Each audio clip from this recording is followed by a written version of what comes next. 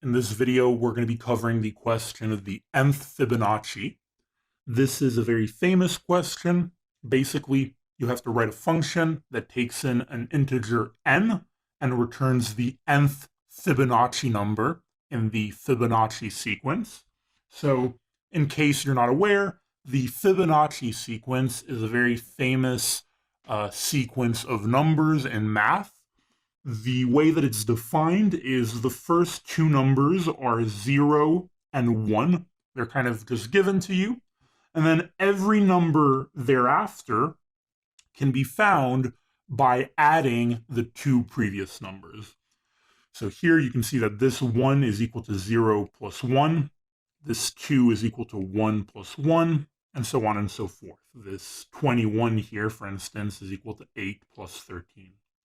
So the actual math formula can be written as, for n greater than 2, fib of n is going to be equal to fib of n minus 1 plus fib of n minus 2 for n greater than 2.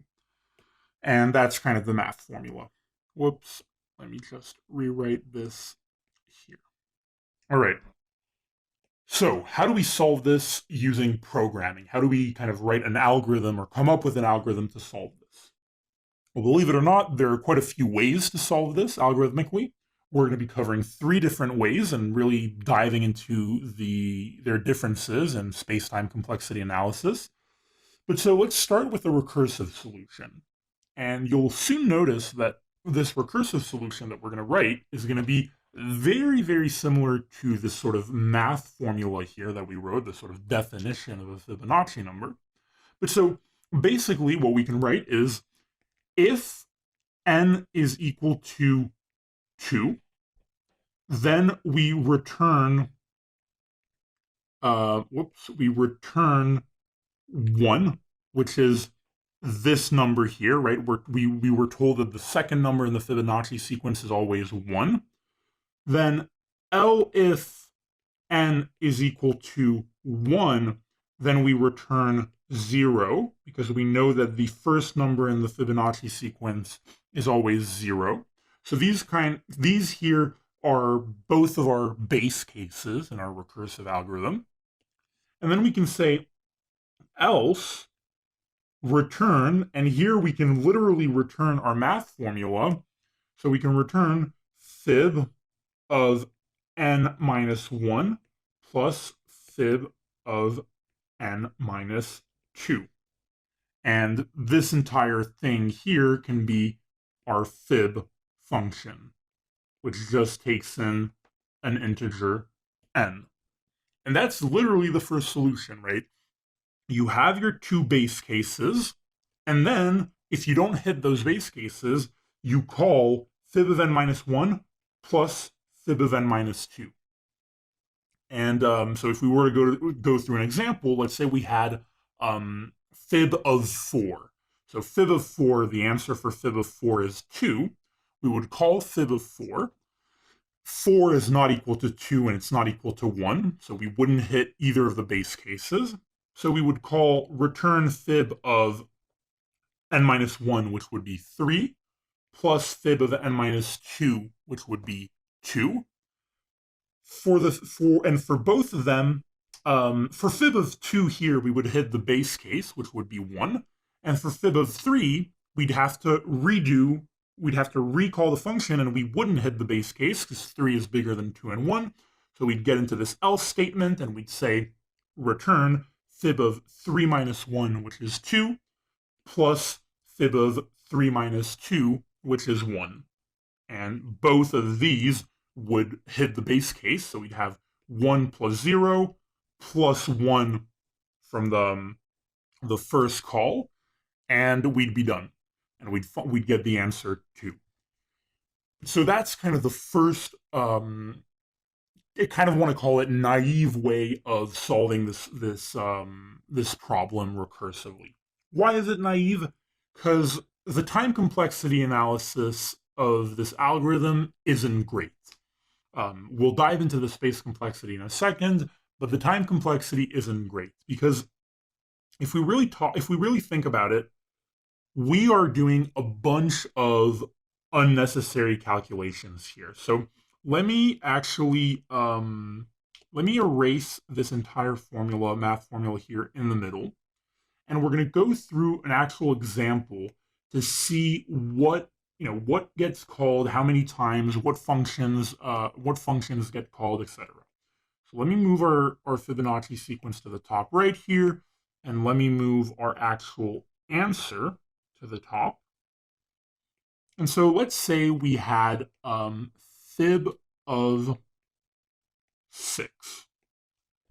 So if we have fib of 6 is going to end up calling fib of 5 and fib of 4, right? Because we're not going to hit any of the two base cases with fib of 6.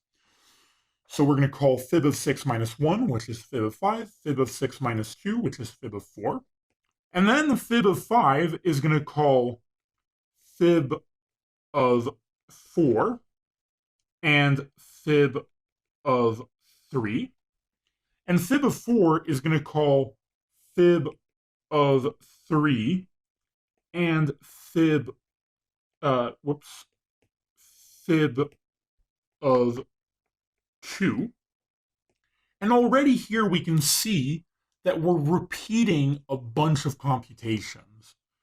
We have fib of 6 that calculates fib of 5, and fib of 5 calculates fib of 4, calls fib of 4, but then we're going to have to call fib of 4 again up here, and then fib of 5 also calls fib of 3, which is going to have to be calculated again here, and this goes on, a bunch of times until we hit the base cases. So not only are we doing all these kind of duplicate or even more than duplicate calculations, but basically at each call of the Fibonacci function, we're doing 2 additional calls to the Fibonacci function. So at fib of 6, we're doing fib of 5, fib of 4. At fib of 5, we're doing fib of 4, fib of 3. At fib of 4, we're doing fib of 3, fib of 2. Here, in this fib of 4, at the bottom left here, we can do 2 other calls to fib of 3 and fib of 2, and so on and so forth. So what does that result in terms of time complexity? Well, it's going to be a time complexity of 2 to the power of n. So let me write that down, and let's just explain why that is 2 to the power of n. Why is it 2 to the power of n? Well, we start at fib of 6, which is our n, right? And we go all the way down to fib of 1. And at each of these fibs, we call 2 more fibs. So fib of 6 calls 2 more fibs. And then each of these 2 fibs call another 2 fibs. And then each of those call another 2 fibs. So basically every time we're doing 2 times 2 times 2 times 2, and then n times. We're doing that n times, or almost n times. So it converges to 2 of n time.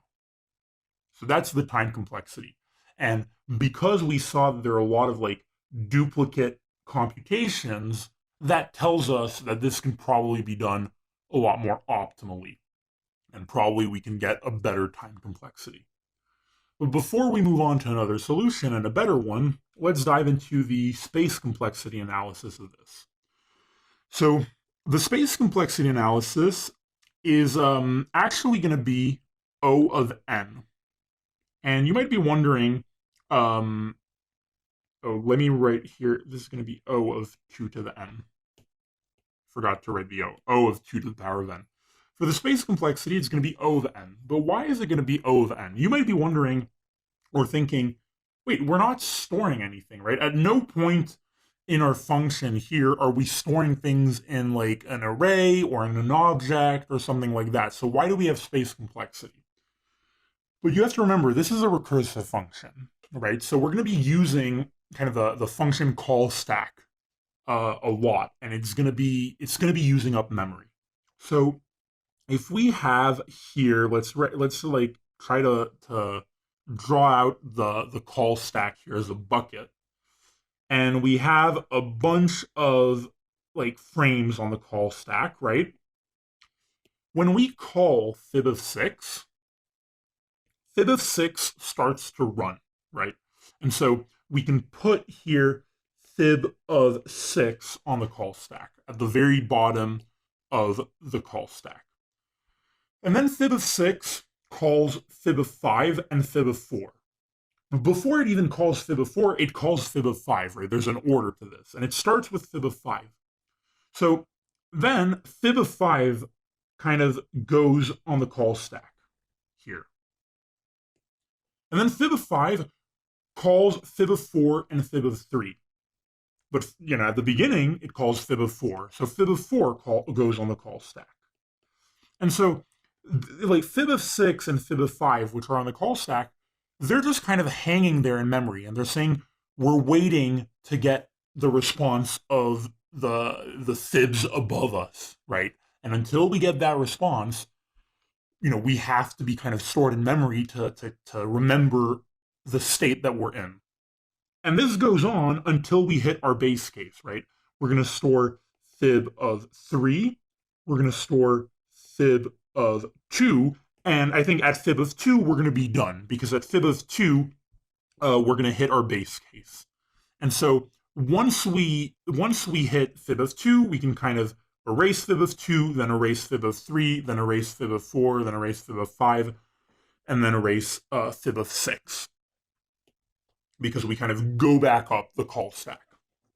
But so, and this is done, mind you, this is done like twice over. We might not actually erase in this order, because like by the time, like when we let me undo this for a second. We'd erase fib of 2, and then fib of 3 would now call fib of 1, right? After we get fib of 2 for fib of 3, we call fib of 1. And then we can erase fib of 1. And then we can erase fib of 3. And now fib of 4 calls fib of 2, right? So each function kind of calls 2 different fibs. But eventually, we can erase them all and go back all the way up the call stack. The point is, during a given, like, during the entire kind of algorithm, right? The entire algorithm's lifespan, we have at most on the call stack n function calls. Beyond that, we start hitting base cases and we start kind of clearing up the call stack. But so, because we have at most n frames on that call stack, at any given time in the algorithm, we are storing at most O then space on that call stack. And so that's where this space complexity comes from. So that's the space-time complexity analysis of this first recursive solution. Now, as I mentioned, there are a few different solutions, and the second one we're going to cover is going to also be recursive, but it's going to make use of something called memoization, in other words, caching, to solve this a lot more optimally.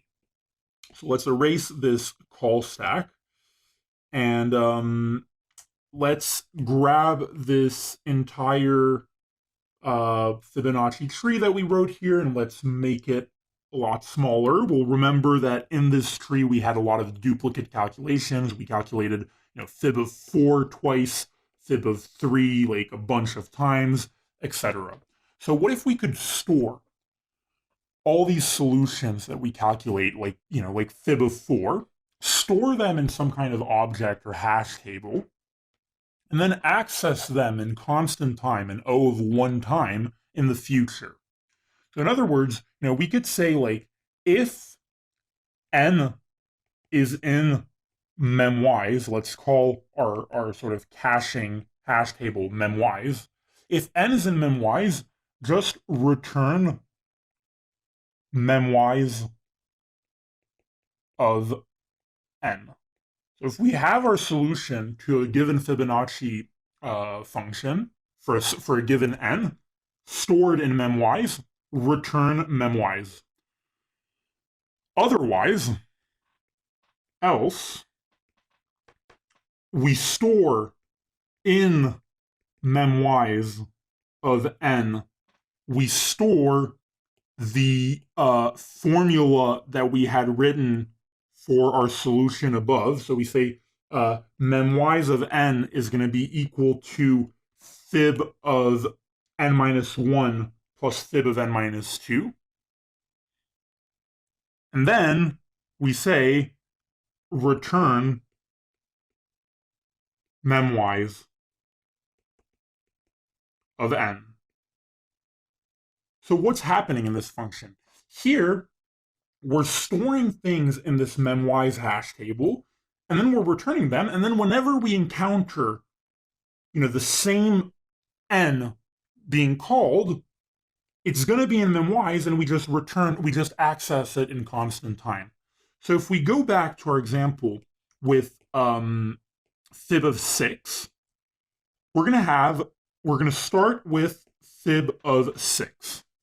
Fib of 6 is then going to calculate fib of 5, which is then going to calculate fib of 4, then 3, then 2, and 2 is going to be in our memwise hash table. So then fib of 3 is going to calculate fib of 1, and 1 is also going to be in our memwise hash table. So let's write the values that are in our memwise hash table in a different color. Let's write them in brown. So 2 and 1, these are kind of constant time operations because they're stored in our hash table. So because we have those two, we get the solution for fib of 3.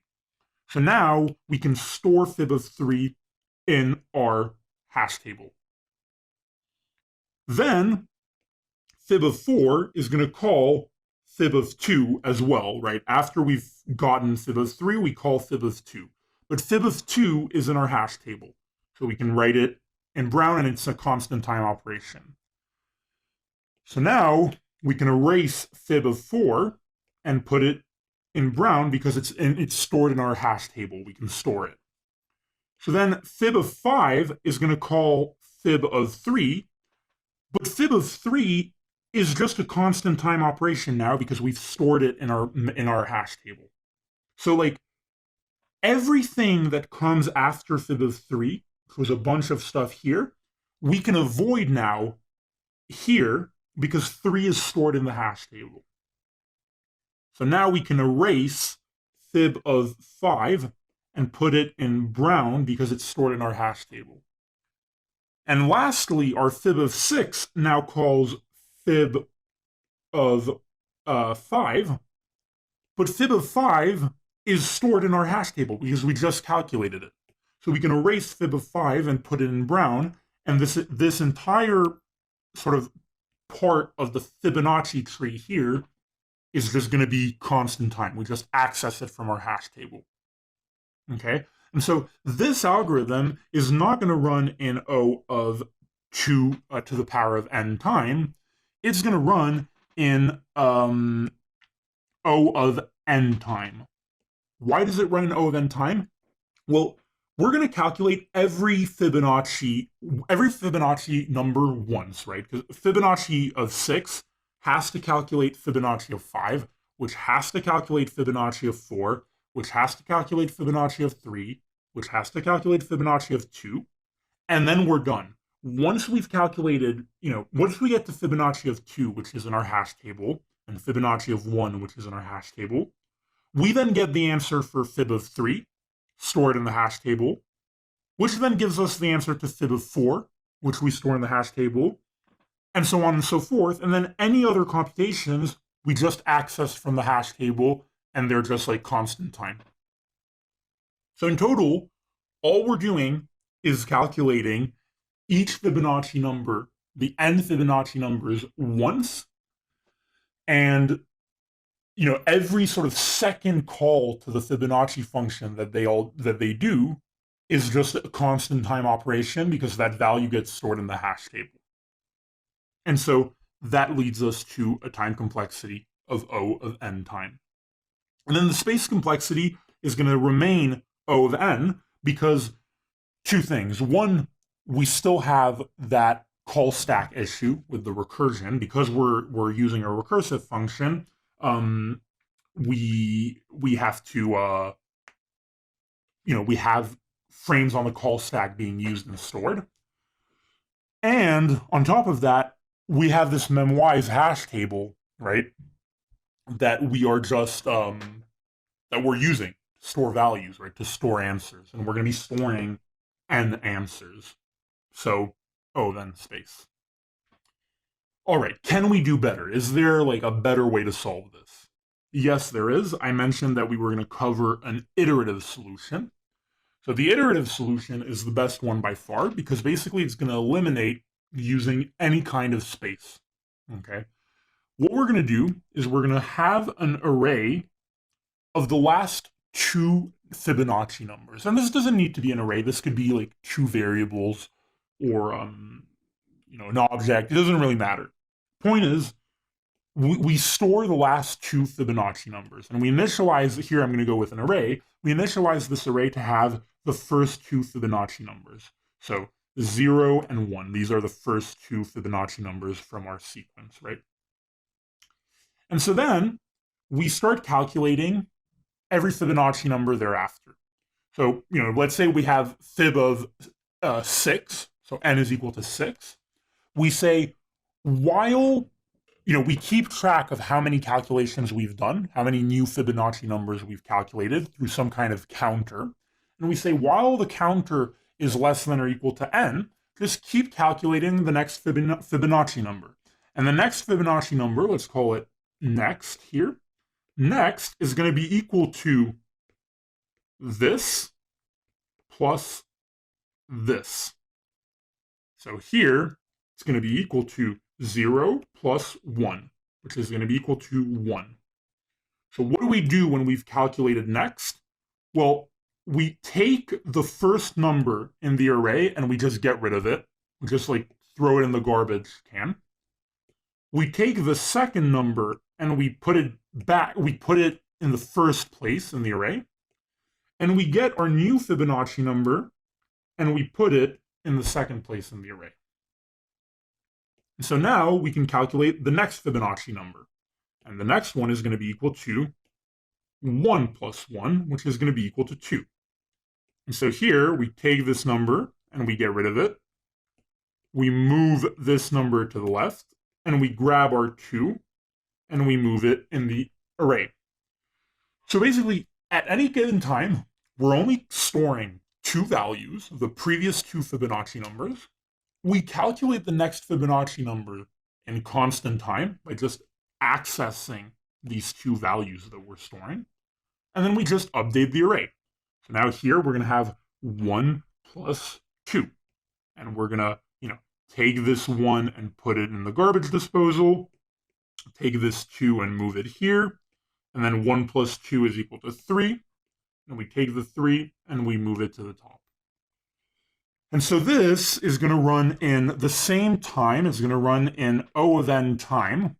So time is going to be O of n because we have to calculate n Fibonacci numbers, right? So we have to do at least like n constant time operations.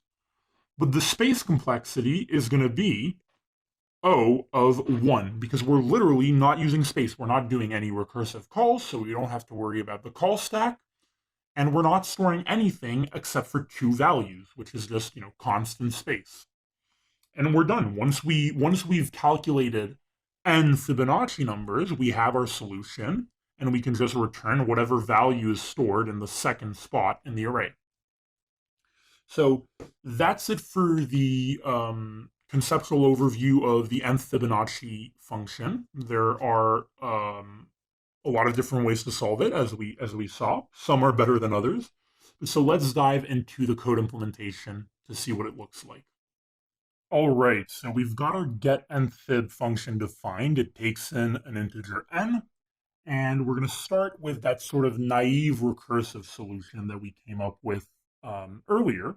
So the first thing we're going to want to cover is our base case, or rather our base cases. So if n is equal to 2, we want to return 1. If n is equal to 1, we want to return 0. Those are the two first Fibonacci numbers that we know kind of right off the bat. And then otherwise, if we don't hit either of these base cases, we can just return get nth fib of n minus 1 plus get nth fib of n minus 2. That's kind of our general math formula, the way the Fibonacci sequence is defined. And so this solution is going to run in O of 2 to the power of n time and O of n space, because we are doing all these recursive calls and we're using up frames on the call stack. So now let's cover the second solution, which was also recursive, but which used this idea of caching or memoization. So we can add in a second argument to this get nth fib function, which is going to be our memoize hash table. And this memoize hash table, we can initialize it here to be an object, right, or a dictionary in Python that has 1 which points to 0 and 2 which points to 1. That's kind of those are the two base cases that we immediately store in our memoize hash table. And then we can say if n is in memoize, just return memoize of n, right? If we already have the answer stored, return it. Otherwise, memoize of n is going to be equal to get nth fib. This is where we do the recursive calls. Get nth fib of n minus 1 and memoize. You pass in that memoize object, plus get nth fib of n minus 2 and memoize. And then you just return memoize of n, whatever we just calculated.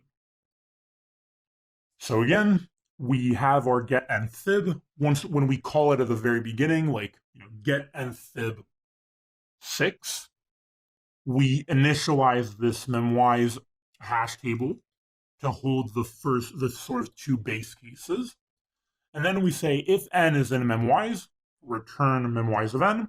Otherwise, calculate calculate memoize of n, calculate the value of that we're looking for by calling our math formula, passing in this memoize hash table, and then return memoize of n. So this is going to run in O of n time, because we're not doing any of these duplicate calculations, but it's still going to run in O of n space. And so lastly, we can come up with our iterative solution. So the iterative solution is going to be pretty different. It's just going to take in a number n, and we're going to go with this array approach where we store the last two Fibonacci numbers in an array. So we're going to say last 2 is going to be equal to 0, 1. We initialize it to our base case. And then the way I like to do this is having a counter. So we can say counter is going to be equal to 3. In other words, we've got 2 Fibonacci numbers right now, and now we're about to calculate the third one. And so we can say while counter is less than or equal to n, we calculate the next Fibonacci number. So if we had called get nth fib of 3, well, our counter would be less than or equal to n, which is 3. So we'd calculate the next fib. Next fib is going to be equal to last 2, 0 plus last 2, 1, right? The sum of last 2. And then we say last 2, 0 equals last 2, 1. Here we kind of threw the first value in last 2 into the garbage and moved the second value of last 2 into the first place. Then we say last 2 of 0, or of 1, sorry, is going to be equal to next fib. And lastly, we update our counter, right? Counter plus or equals to 1. And that's it. We keep doing this while loop until finally our counter goes above n, and we're done. We've calculated n Fibonacci numbers. And so now we can say return last 2 of 1. Now here, there's just one little edge case that we have to take care of. If we had called get nth fib of 1, right? Imagine we wanted the first Fibonacci number. That would be the only case where we don't want to return last two of 1. We want to return last two of 0, right? The first value and last two. So here we can say return last two of 1 if n is greater than 1, else, else return last two of 0. That's kind of just a simple ternary operator here to take care of this edge case. And so this algorithm, this iterative solution, is going to run in O of n time, but in only O of 1 space, because we're not storing anything apart from the last two Fibonacci numbers. All right, so that's it for this problem. I hope that this video was helpful. I hope that it taught you a lot about kind of the differences between recursive algorithms, iterative algorithms, recursive algorithms using memoization or caching versus those not using that. And I'll see you in the next video.